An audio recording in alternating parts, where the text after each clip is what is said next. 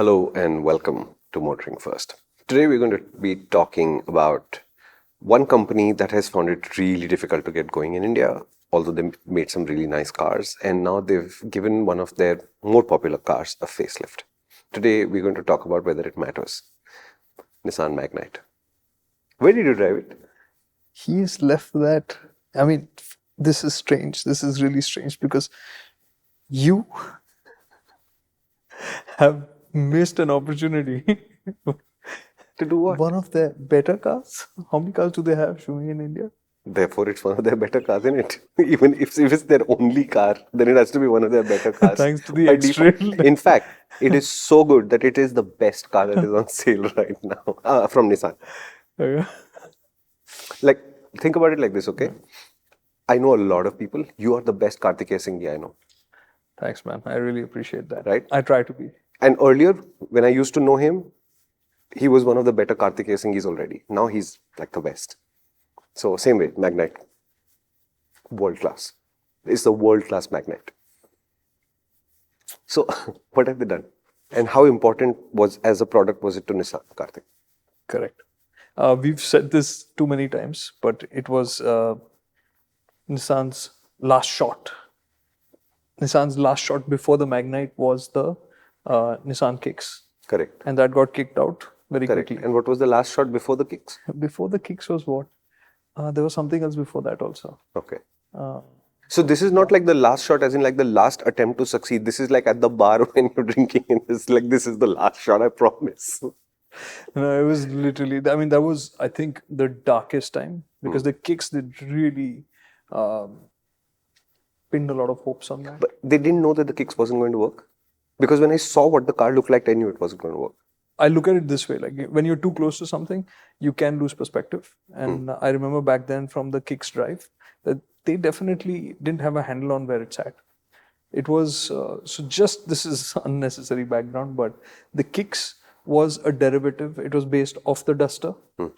It was a sibling to the Renault Captur.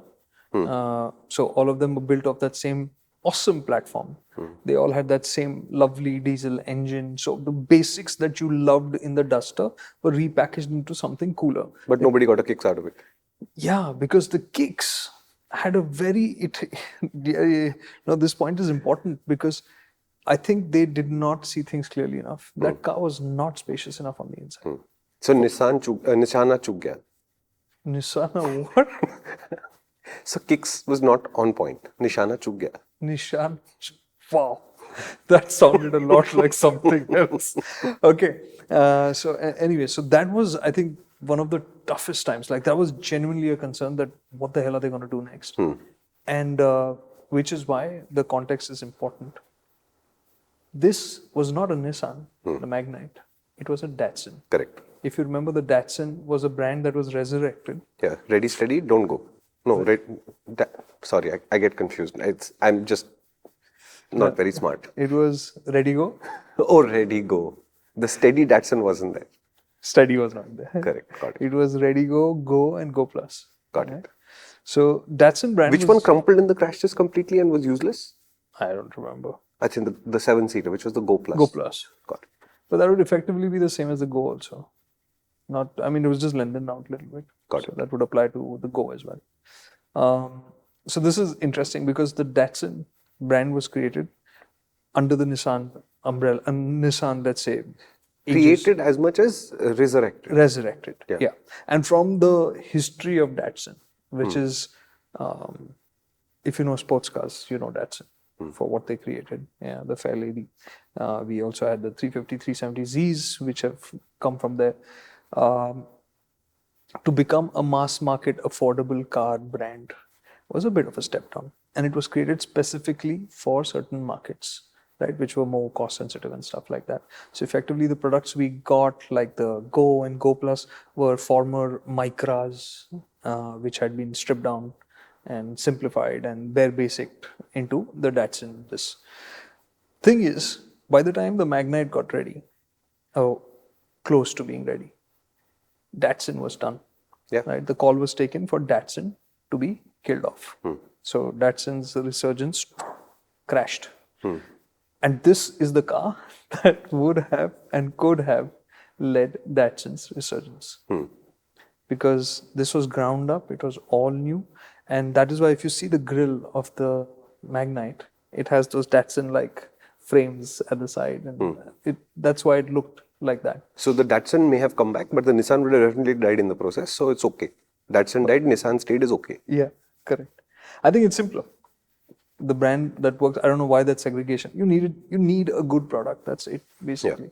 The price and all, and we've seen this time and again in the Indian market. Everybody thinks it's price sensitive. It's not price sensitive. It's value sensitive. It's value sensitive. Heavily value sensitive. Correct. But I would not expect a Japanese manufacturer to understand that easily. Look at what the other Japanese manufacturers are doing right now. They're all messing up the value equation. It's not a quality issue. It's not an engineering issue. It's a value issue. It's always been. Yeah. And the only exception to that is Suzuki.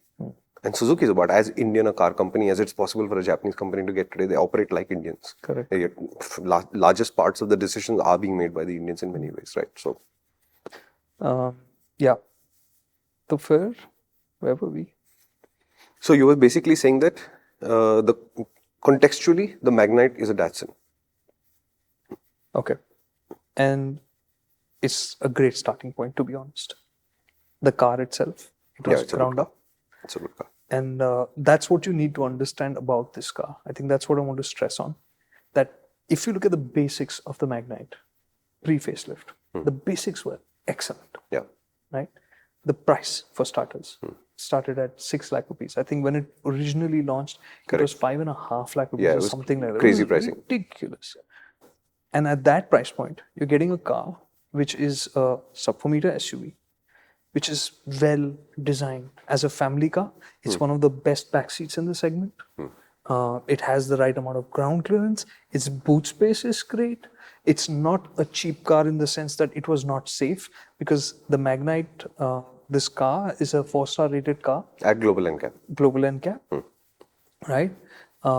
It offered things like a tire pressure monitoring system, ESC. All those things have been standard on this car. So it's been a car that doesn't feel like it has missed out on what's important. Correct. And it has notably been a very easy car to recommend to a lot of people over the years. We've recommended lots of Magnites.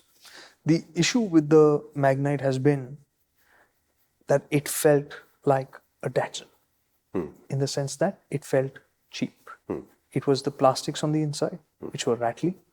It was the lack of sound insulation. And I think somewhere it almost felt like, that pressure of getting the product out of the door was so high, and the fact that this brand was going to die, there must have been a lot of push and pull internally for this product when it was being created. It almost felt like, let's get this out the door, And when Japanese work on that schedule, they don't do very well, typically. So I think it missed out on many small touches and finishes, which would have made this feel like a properly finished product. Now, this story is a once upon a time story, right? Because this car is pretty old now. It's not that old. Okay. 6 years. 2020 end. Okay. This car actually came out. It was a strange thing, but it worked for them. They launched it. We were in between the 2 COVID waves.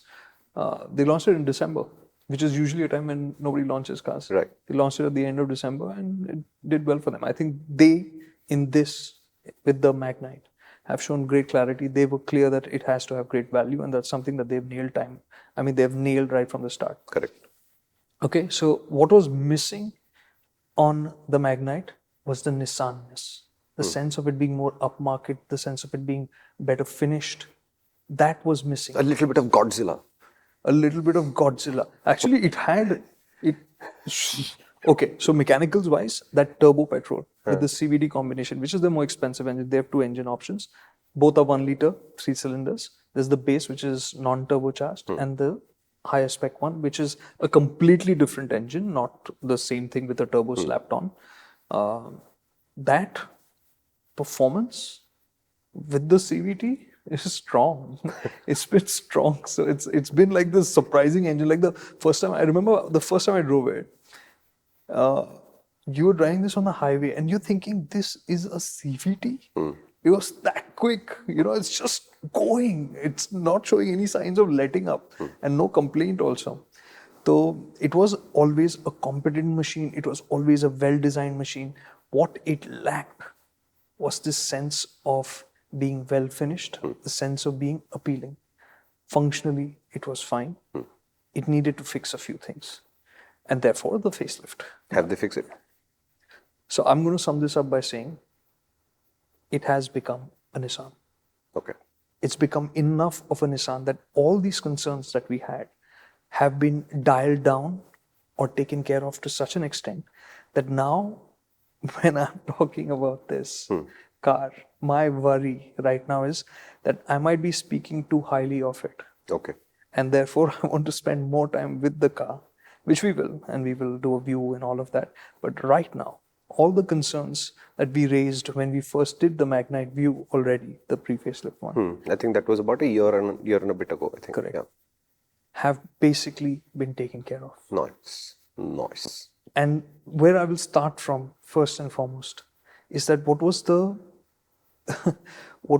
really incredible part about this car from the get-go was the value equation. It's not been diluted. If anything, it has been enhanced. So no Magnite. No, it's not. So we did that story about the Baleno being the no-brainer, like it being the pivot car. Yeah. This car comes in. Got it. It's at 10 lakh rupees. They have a variant with the turbo petrol and CVT, which is well equipped. People keep asking about the 3XO at 10 lakh rupees. This would be the car that I would drive and test and evaluate before I take a decision on that front. No, I cannot make this decision. Does the AC in the Magnite do what it's expected to do? Since he's asked a great question, this AC, no, it doesn't do what you expect it to do. It outperforms. Thank God. That I can live with. This AC is the same thing across this entire family of cars, family of cars. The AC is super effective. For those of you who don't understand what just happened here, on the 3XO MotorInc First, Kartik found that the intelligence powering the air conditioning was completely artificial. It didn't know a thing about what you really wanted it to do. So it did whatever it felt like. Yeah. And that was our case when we tested the car also. What he's saying is Magnite air conditioning, solid. So that's what the basics, even that functionally solid, right? So air conditioning was great. It continues to be great. They've added value in all kinds of small ways, which, like if I tell you one thing outright, it's not going to feel special, right?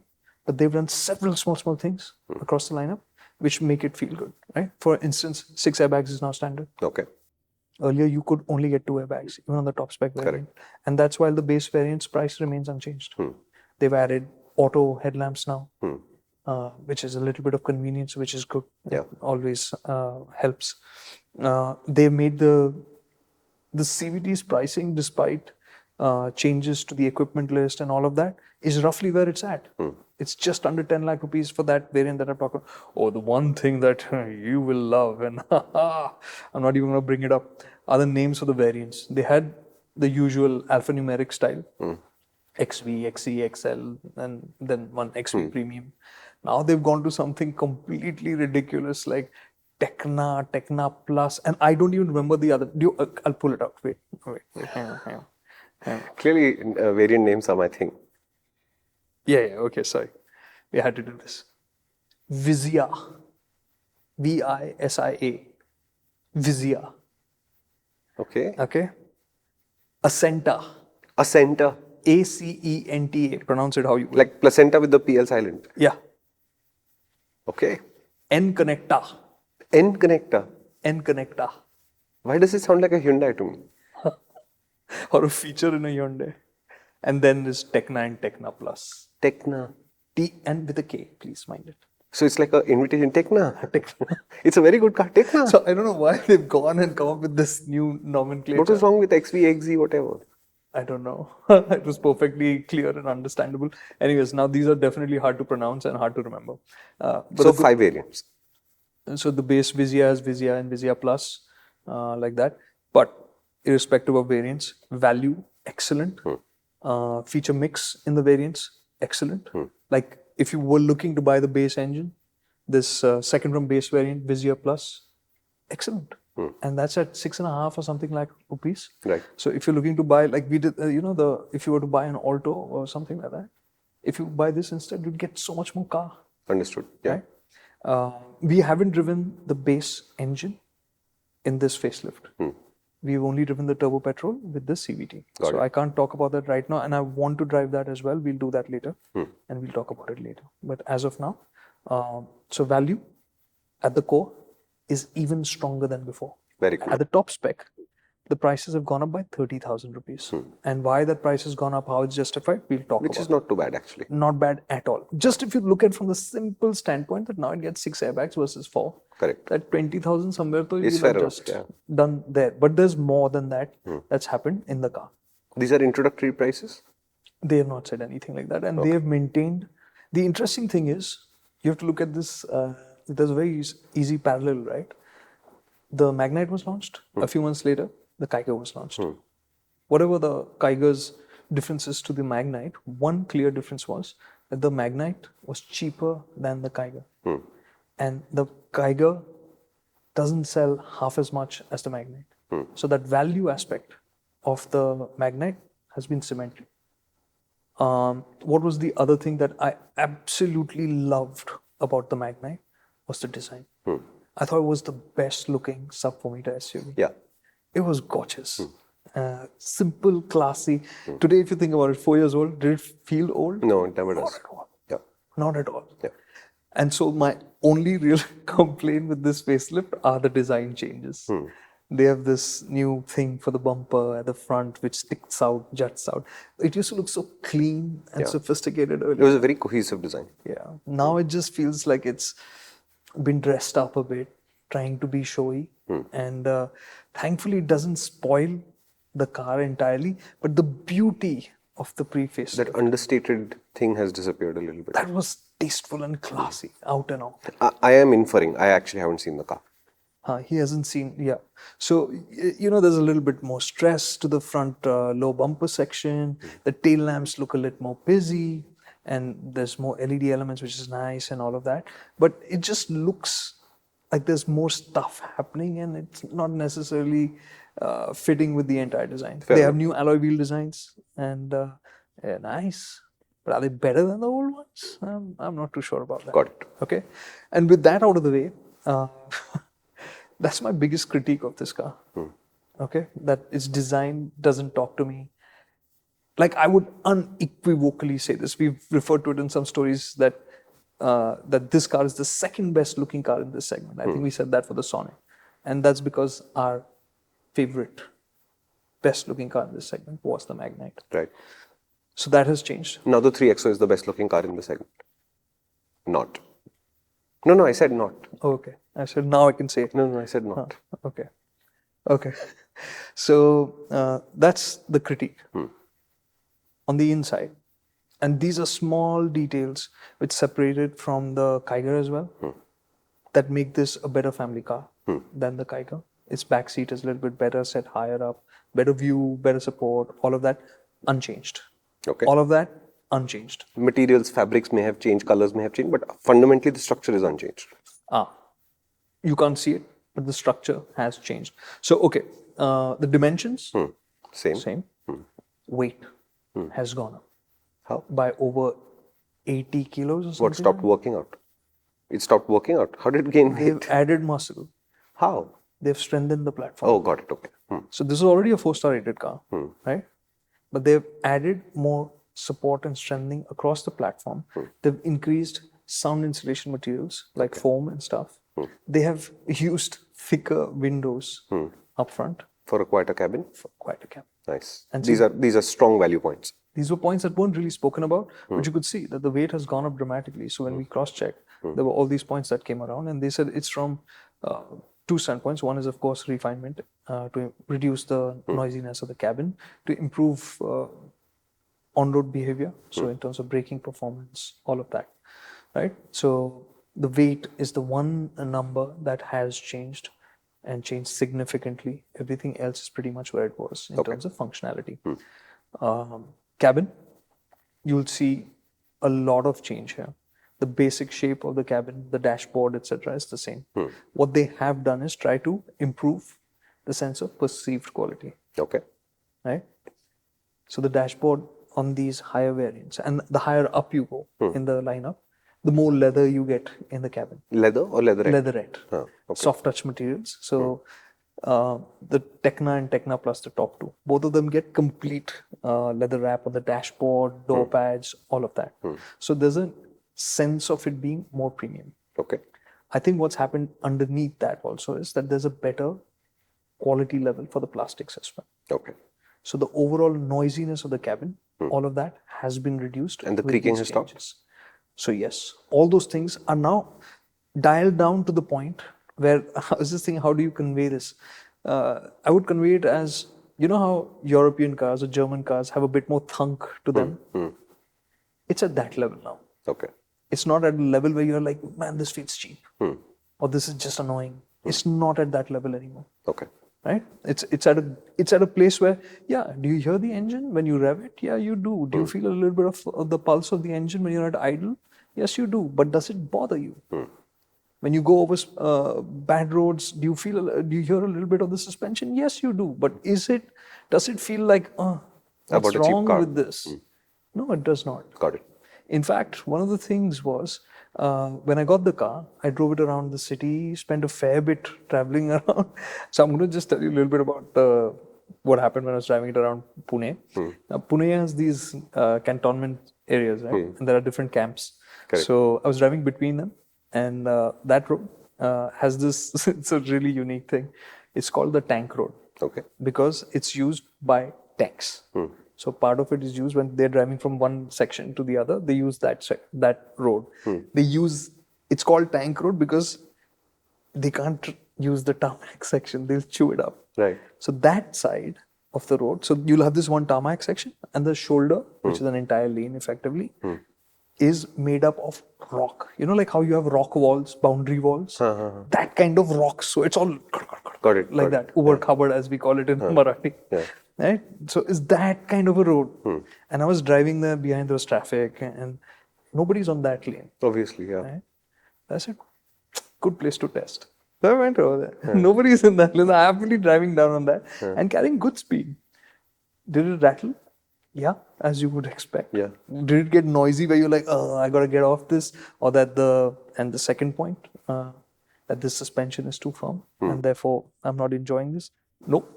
Nice. Okay. I happily enjoyed that entire stretch. So this, from an experience standpoint, is feeling more premium. There are more details on the interiors that we'll talk about as well. But right now, since we moved to this aspect, I'll cover this up. So that quietness, refinement sense has improved. And the other thing that has changed and that we wanted and we thought it needed was a retune for the suspension. Okay. Okay, because what used to happen with the Magnite was, and it was awesome at it, was that it could take big hits really well. It could just take them. But everything else, it would feel too stiff over. Like typically, you know, on the expressway, you have those rumble strips every now and then. When you go over them, it could shift, you know, it would just get rattled around over that. It was that kind of firm. And this was a difference from the Kiger. The Kiger was a better setup. Okay, better setup. Yeah, so this needed a better setup. The interesting thing is, it feels better. And I think it's down to the weight, which is making... So they haven't done suspension, but the weight has changed the reactions. No, they have changed. What we understood from Nissan was that they have, because I think what they've done is they've gone for bigger springs because they need to compensate for the sag because of the additional weight. So they've not fundamentally changed the suspension set. Okay. They have just worked with the changes. So in this case, it has taller springs, which will automatically add a bit of softness. It has more weight, which will automatically work the suspension differently. So it just feels like a more enjoyable car every day. You take it over speed breakers, you take it over those broken roads, all of it, it's dealing with it nicely. Is there a trade-off? Yes, there is. Like the bigger hits, like I used to say about earlier, it feels a little bit, you feel a little bit more in that. But is it a problem? No, the trade-off is a very nice trade-off. Yeah, okay. Fair enough. So that was the second thing. That were the big asks that we had. One was the noisiness in the cabin.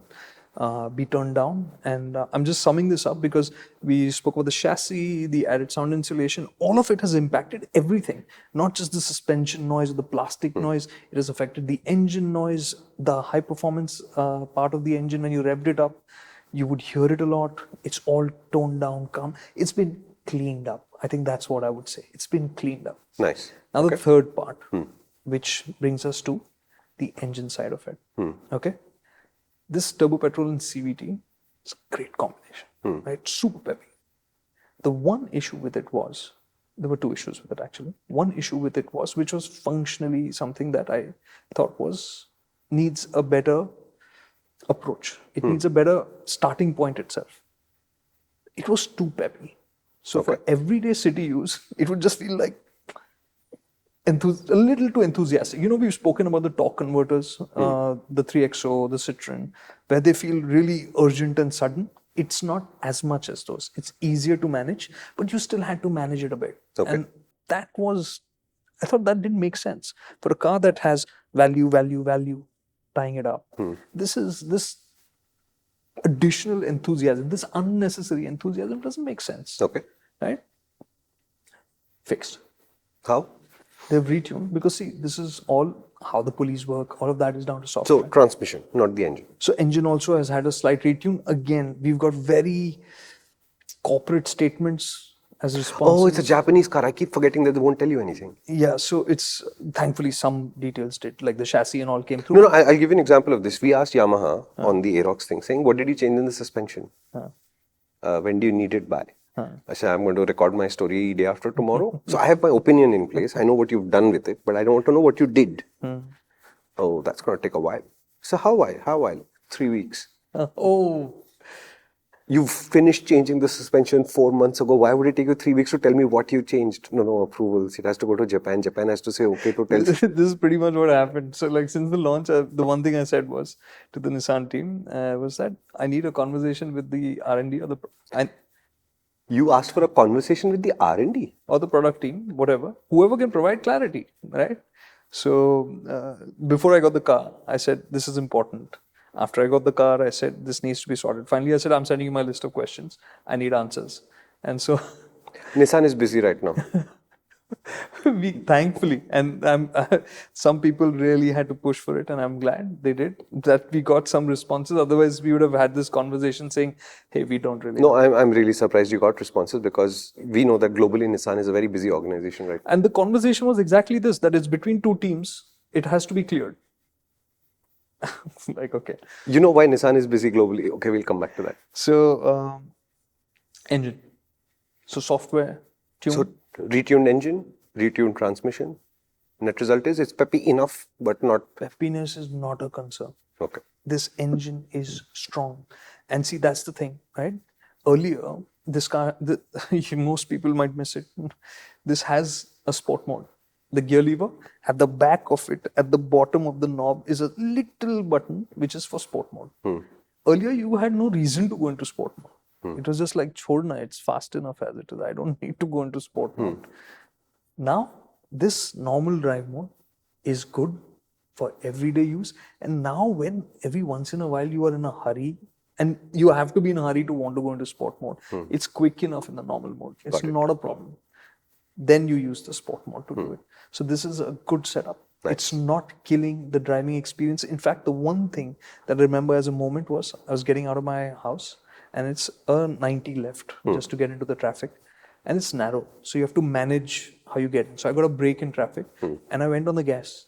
Right? I started accelerating. And that's typically when I would expect it to surge ahead and then I would roll off and all.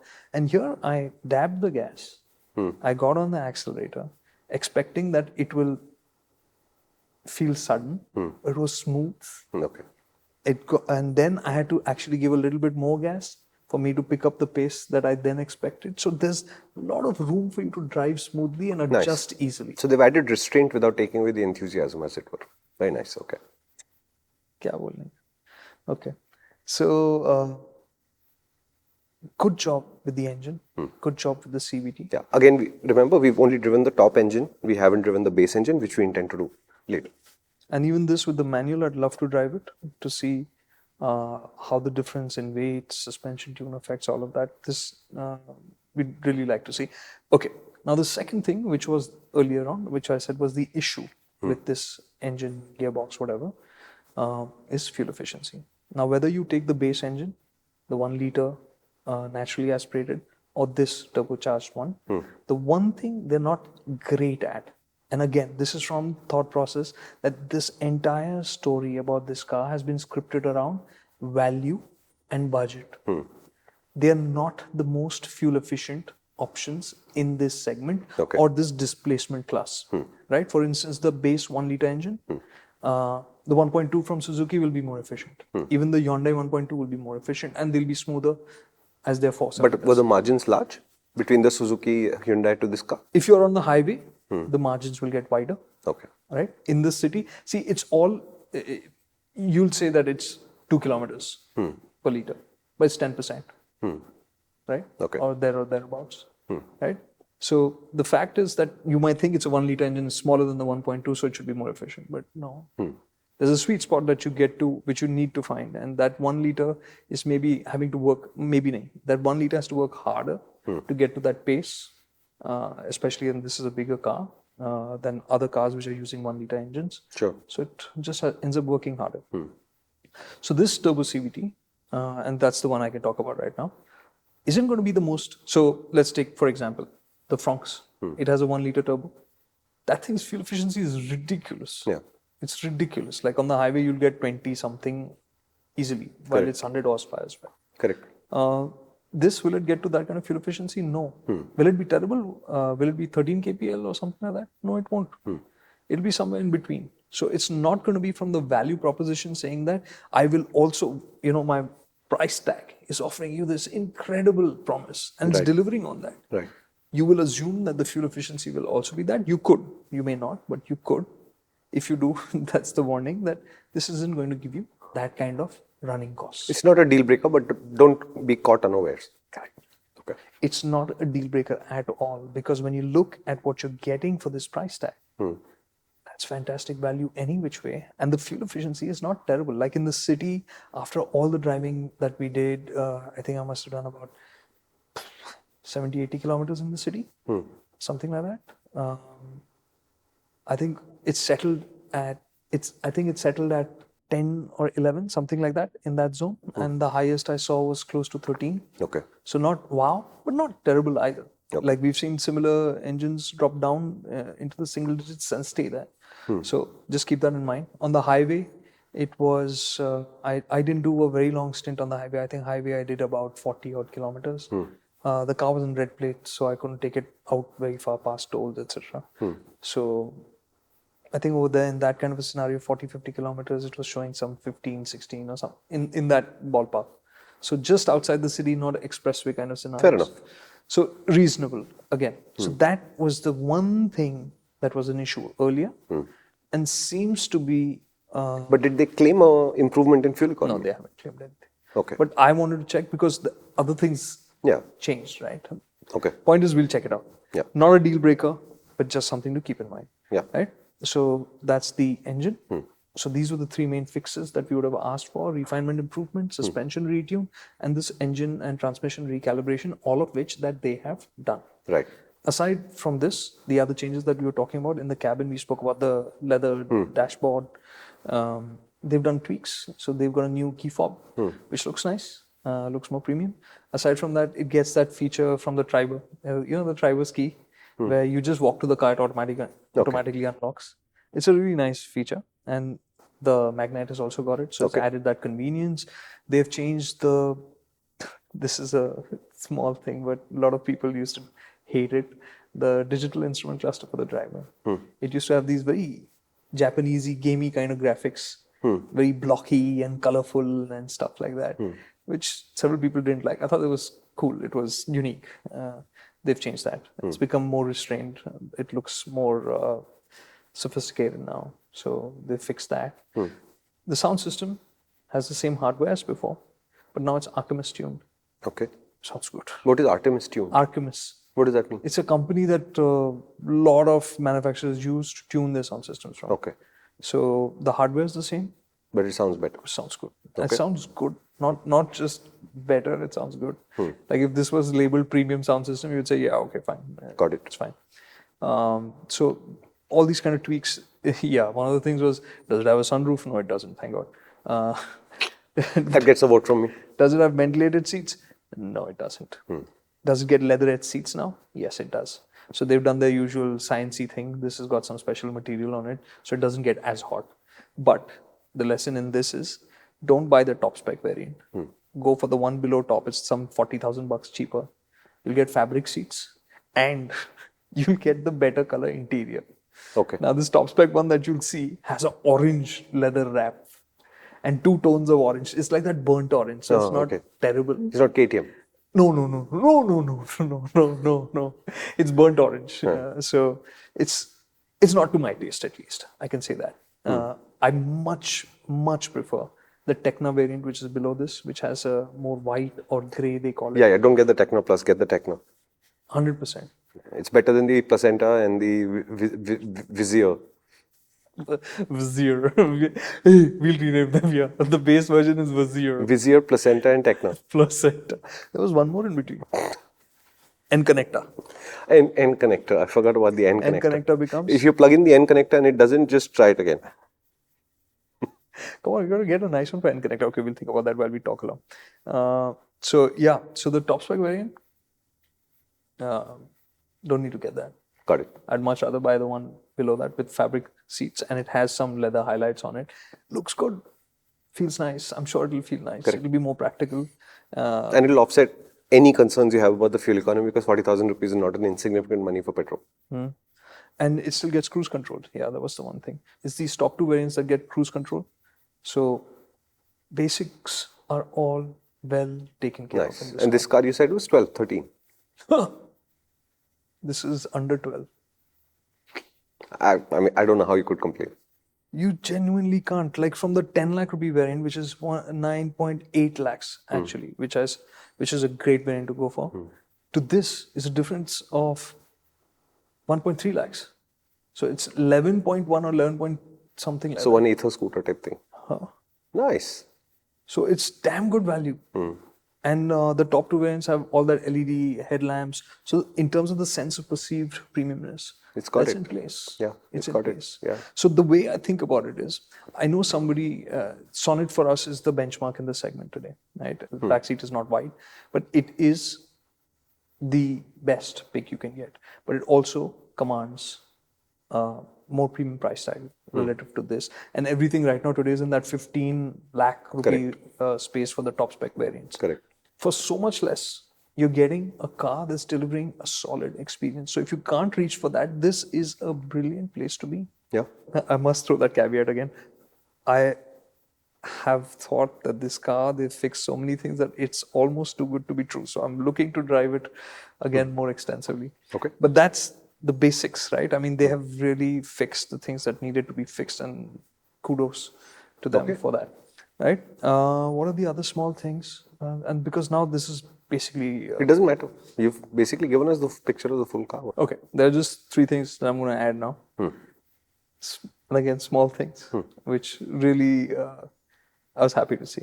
Okay. One of the things that we had critiqued the Magnite for, and which made it feel like, and showed that several things were just afterthoughts. It's like when you open the driver's door and where you have that typically your tire pressure label. The Magnite used to have just one square sticker saying 36 psi. Yeah, I remember the white sticker. Yeah. That's fixed. Now it says front tire 36, fully loaded 38. It has a proper label now. Okay. So that's one thing. The steering used to feel ridiculously light earlier, right? It was just too light. Now they have calibrated that. Okay. And the one thing that I missed, and the one thing that, again, really cool, we spoke about this with the Hyundais and the Hyundai CVTs. So they simulate the steps. Even the Honda does it, right? It simulates steps so that it feels normal. This also has that now. So they call it D-step or something like that. D-step? Yeah. And the reason why it is important is because it does 2 things. One is when you're accelerating hard, it feels normal to you as a driver. And more importantly, from a quality and a sound perception standpoint, it doesn't feel strange, because otherwise it used to go and sit at peak torque, peak power, RPMs, and just stay there. And that's what we would call the rubber band effect all the time, right? That's gone. So all of that has also added into the sense of refinement, sense of driving pleasure. And I'm going to wrap this up. Finally, for me, in that second leg, when I was driving it, I realized more time I spent with it, the more I enjoyed it. Nice. Okay, is it my turn now? Do you have any questions? Not yet. I have big questions, but they're not. Okay. But that's after the quick summary. Are you ready? So the Nissan Magnite has received a facelift roughly 3.5, 4 years after it first came out, which is more or less on schedule. Styling, Karthik's not too kicked about it. It's not changed dramatically, but it has become slightly more showy, slightly more shouty. We really like the subtle cohesion of the old design. This one's a little bit shoutier. You decide whether you like it or not. Fundamentally, it was a good car with very high value quotient. It's now an even better car with probably even more value quotient, to the point where Karthik is second guessing himself, saying, I loved what I saw, but have I committed to saying I loved a little bit too early before we've thoroughly tested the car or not, is his fear. If you are in the same boat, you should wait for our view balance stories to confirm our first impressions, but our first impressions are super positive. We drove the top model only with the turbo petrol and the CVT transmission. They've retuned the engine a little bit. They've retuned the CVT transmission a little bit. And like some of the other cars now, it also has steps in the CVT's feeling. So you feel more or less like it's a normal gearbox operating rather than that slightly annoying thing that CVTs do. They're very effective at what they do, but they're kind of annoying because when you floor the throttle, when you floor the accelerator, it goes right to the max torque. It's the most efficient way to do it, and it sort of sits there while the car gathers speed, and it's really annoying because you're going, and your speed is going up. We're not used to it. So the artificial steps help you settle into that pattern a little bit. One of the concerns with the old car was fuel economy. They've not officially said that the fuel economy has gone up, but Karthik has a feeling that there is a marginal improvement there. Still not the most fuel efficient car in the segment. It'll be close to what the top is, but not at the top. But Karthik still doesn't think that's a deal breaker because the rest of the car is really good, and I'm coming to that. The old petrol, turbo petrol and the CVT combination was a really peppy car to drive, to the point where Karthik almost thought, maybe this is almost too peppy. Why would it even need a sports mode? That has been reined in a little bit. It's still an enthusiastic car, but it's not like jumping at the leash all the time, so it feels more restrained, it feels more controlled. And now when you switch to sport mode, there will be a difference in the enthusiasm level that actually feels useful. So it's pretty quick. Normally you probably won't use the sport mode, you probably won't find the button in the first place, but if you do, if you do, there is now a difference. Inside the cabin, they've made a lot of tweaks that make the car feel higher value in terms of perception. One thing that is odd is they used to have easy to parse variant names like XVZ, etc., etc. So this time they've got all the way of the deep end. So the bottom feels like it's named after a video game character called the Vizier and the Vizier Plus. It's actually the Vizia, not the Vizier, but that's how I call it. Above that is something called, what I call the placenta, they call the Ascenta. And the Ascenta Plus. Above that is the N Connector, which I think is the worst of the names, and N Connector Plus. And above that is the top model, which is the Tecna and the Tecna Plus. And it's important to know this because what he thinks you should do is you should go and get yourself the one from top, which is the Tecna. Don't worry about the bottom versions, don't worry about the top. But if you save the 30,000-40,000 rupees from the Tecna Plus to the Tecna, you lose the burnt orange dual tone leather that's going on. That's a little bit loud, and the leather it seats without ventilation. Instead, you'll get a much nicer looking fabric seat interior that actually really works and has leather accent. It's really cool. And the Tecna has cruise control, which completes the set of what you might use in your life with this vehicle. It was always a good spacious cabin. Still is. All of those fundamentals remain the same. The car has become a little bit heavier because they've bolstered the structure a little bit. And remember, this was already a 4-star global NCAP tested car. If they retest it, it should do that much or a little bit better because the structure has gone up. It used to have 2 airbags max. Now it has 6 airbags as standard. This had TPMS from the beginning in all the variants, still has. So this is a really well-equipped, high-value. And ESP. It had stability program also as standard from the beginning, still does. So this has always been a solid value package. And what Nissan has worked on is to increase the value of this package, not really push the cost up like minimally at all. So it still remains a very, very interesting car to purchase in that class, which is why Karthik is saying, I really enjoyed what I drove. And am I saying that I loved it a little bit too early before we've thoroughly tested the car? Because what he said, he's done 80 kilometers in the city, 40 out on the highway, would have done more, but it was a temporary registered car, which is harder to drive out on the highway. So this was a slightly restricted use cycle. but he loved what he saw. On the suspension front, there are minor tweaks and tunes, and that means the old Nissan used to feel a little bit stiff, but when you'd hit a big bump, it would absorb it really well. They've rebalanced it a little bit. The big bumps don't feel quite that great anymore, but that means the car feels much better most of the rest of the time, where it's absorbing a lot more stuff. The steering used to be too light, and it was ridiculously light. I've driven the Magnite, and you just wouldn't feel a thing. It would just do stuff. Now, recalibrated again, it feels like a more cohesive package. So overall, the entire package has become slightly better. And the product range is from 6 to 12, which is incredible value, because cars that are almost similarly spec'd and sized are sitting as much as 3-4 lakh rupees above the top variant. So it's always been an incredible value car, still is an incredible value car. And if you're looking at a car from this class, you must check out the Magnite, because it is heading to a place where if it delivers on the promises it has made to Kartik, this might be one of the cars that we continue to recommend very highly. We were already recommending the previous one a lot. Now I have some important questions for Kartik. Before your questions, what you said was in this class. I would say even for cars below this class, if you're looking at buying, like I was saying, Oh, I remember your Alto story where you said think of one class above, and what you mean by that is the Magnite. Imagine if you're spending 6 something lakhs. Alto Quid, you said. Yeah. That if you can stretch, don't buy the Alto and Quid. If you can stretch, save a little bit more and stretch to this class, where a Magnite will give you a much more substantial package. Got it. Correct. So that, even an Exter, which is also starts at about 6 lakhs, Swift.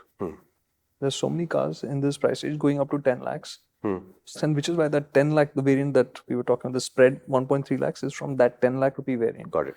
To that second from top. Techno Plus. Techno Plus. No, N Connector Plus, Techno and Techno Plus. There's no N Connector Plus, but yeah. ठीक है. Look, it's not fearless and whatever nonsense. It's not personality. This is still okay. So we are okay. So that's why, I mean, it brings it. So basically, it comes into play even for cars in a segment below. Nice. Convincingly. No, and it's a good car. There's no two ways about it. We have friends who have Magnites, and they're all super kicked with them almost to a fault. So the question is, does it matter? And talking about faults, even though we've not driven it, I don't think they can improve the AMT enough for it to become a recommendation. Caveat, we haven't driven it. But that AMT is the biggest weak point in this entire package. It's the reason, and I will say it again and again, is the reason why any of these cars, whether it's from Renault or Nissan, if it has a bad rep, it's because of the AMT. It's the AMT the reason why that base 1 liter engine has a bad rep. As far as I'm concerned, don't buy that one. Okay, so clear recommendation. Think about the turbo petrol CVT. We'll drive the base engine and tell you what it's like. The manual should be okay. Don't touch the AMT. If they give you the AMT, give it back. Okay, now can I ask you the big relevant question? Nissan's a lot of trouble in it. Yeah. What's going on? Globally, they've been having issues with reliability. I mean, in the US, especially now, it's a Japanese car having reliability issues. Oh my God. What has the world come to? And that engine which came in the X-Trail, that's the one that's... The one that was just launched? So that's the one that's you're enjoying this out to. Hey, listen, I'm just connecting the dots. I don't take any pleasure from cars at all. I will have you know. So what's the question? How dare you suggest that I take pleasure from denigrating cars? No, it's not just cars. Anything that deserves to be punched. What the hell? Okay, but hang on, Kartik. I believe that Nissan is in a lot of trouble. In the US, I think they had to downgrade all of their projections by massive amounts, and it's like money is running out kind of issues. Yeah. And I'm not convinced that this is not something that has global repercussions, because the US is a very, very large Nissan market. Yeah. Does it affect us in any way? As of now, no, because from whatever I understand, that Renault and Nissan are strengthening their India plans. Okay. And in fact, it's not plans for 2025. Conversations, whatever little bit that I've spoken about right now, are talking about plans going up into the next 3-4 years. Okay. So they have, so you will see the Duster and Duster equivalent. The Terrano. Whatever they choose to call it now. X-Terrano. And then the 7-seat versions of that. Oh, they can't call it the X-Terrano. Then they'll have the EV Play as well. Oh, so the policy is not to have only one car in the showroom. You can have multiple Nissans on sale. Yeah, you can. Can you sell them is the question. That is the real question. And that is the part that they need to sort. Right. But if they do this formula, and I think the one thing that I am glad for Renault and Nissan, and specifically these products being in the market today, is that they recast the idea of value. They recast the idea of what is a good product that you can get while getting good value, and shows what is possible. So I hope products that come after this, they don't go back on their high horse of saying we're Japanese or European and stuff like that. And Please climb back on your high horses. We know how well. No, we know how well that works out. Yeah.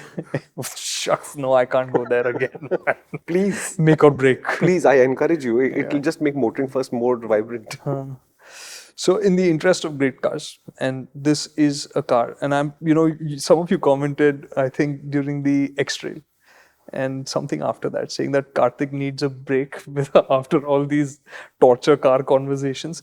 I am so glad that this car has come. Genuinely, it makes me happy to see a car live up to its potential. You could see this potential earlier, and that Nissan made it happen, even if it's taken 3.5, 4 years to get here. Right? It's come. 3.5, 4 years for a Japanese company timeline, it's like a blink of an eye, man. What are you giggling at? Please. Have you seen our Japanese podcast? If you haven't, I'll leave a link somewhere. Please go watch the Japan podcast. Everybody's seen it. So, in case we're supposed to promote our content, okay? Yeah. You don't do enough of it. In I'm fact, sorry. I'm getting him on the program slowly. Slowly, I'm getting with the programs. Yeah. So they are, and this is not, and I'm not trying to soft pedal it. They are in trouble, and I think in the kind of trouble that we are not used to associating with a Japanese brand like this. Yeah. Right. But at the same time, I think there are others also who are in trouble. Okay.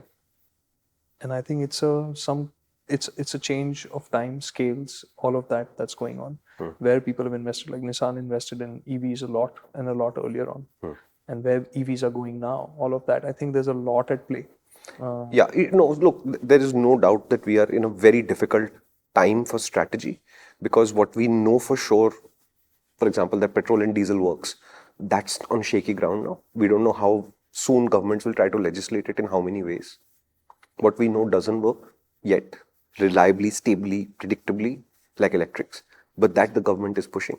What is in the middle, hybrids, some governments push and some don't. So we are in a transition phase, and that makes strategy hard, accept it. But who is going to save Tata to sales? Tata to sales? In the process of this transition, who do you think is going to do badly? The question of who will suffer in India, it really depends on what happens when it comes to the government's calls. If the government tomorrow decides to support strong hybrids, then there's going to be a problem. Because then anybody who doesn't have strong hybrid tech, which is a lot of them, many of them, that will be a problem.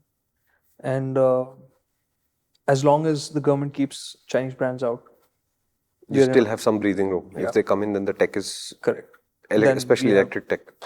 Electric, and like we talk about BYD in electric and saying that they've been the benchmark. Tesla's referred to them for tech and stuff like that. Toyota is going to use it. Suzuki is going to use the blade cell tech and stuff like that. But they also have hybrid tech. Correct. It's not that they don't have that. If they need to, they can deploy that as well. Yeah. Hyundai has hybrid tech. If they want, they can deploy that. But do our homegrown manufacturers have that? No. Japanese, of course, have. They've been the proponents of hybrids for a while, yeah. So it depends on what happens there. EV push has been strong, but I think EV push is meeting a natural. It's meeting a. It's hitting its first plateau, I think, where the tech is not evolving fast enough. Cost structures aren't changing fast enough. I think it was being incubated. I think now it's getting ready to meet the real world, and obviously there's going to be. And I think the governments have pushed EVs into the fray a little bit too strongly, saying, look at the benefits of this thing, but that is predicated on certain changes in battery cost structures and all of that, which have plateaued. And then suddenly it's just, hey, wait a minute. And okay, I think it's a semicolon, it's not a full stop. Correct. It'll come back. Yep. And I know people will always say that, have you seen in Europe, which is the country where they've, I think, 80% EVs now, forget. One of the Netherlands or Scandinavians, something. no? Yeah. Oh, yeah. One of the Scandinavians. Yeah. So, I mean, what works for a country like that isn't necessarily going to work for us because it's a question of geography, the Yeah. scale. It depends on use conditions. It depends on us, who we are as users, how careful. It depends on the ecosystem of how it can be taken care of. When you say uh, 3 million cars being sold, and if all of them are EVs, then definitely you're going to have to think about battery disposal a lot more than you would over there, Yeah, where I'm you're sure. selling maybe 600,000. Which is why I'm excited for Ola's electric cars. He'll have to test them. It's Ola, he has to test them. I've already said no. I've already said I'm not testing their products. I have had too much mental trauma. I can't deal with more. Okay? No, we are very clear on Ola. Until we see a change in how the company deals with the customers, we are not bothered with their products. They have changed. It's gone worse. Be the change. Alrighty then. Anything Wow, else? we've digressed heck of a lot enough. Sorry. We're good. That's it. That's it. Close. Yeah. Thank you so much for watching. If there's any more questions about the Nissan Magnite or the Magnite, depending on your perspective, do leave us a comment. We'll try and get back to. Actually, it's not the Magnite. I don't know why I keep saying that. It's just in my head. It's a very well priced, high value car, which is now even better value and a better car than before. If you haven't covered anything that you'd like to know more about, just leave us a comment. We'll get back to you. Thank you so much for watching MotorInc First.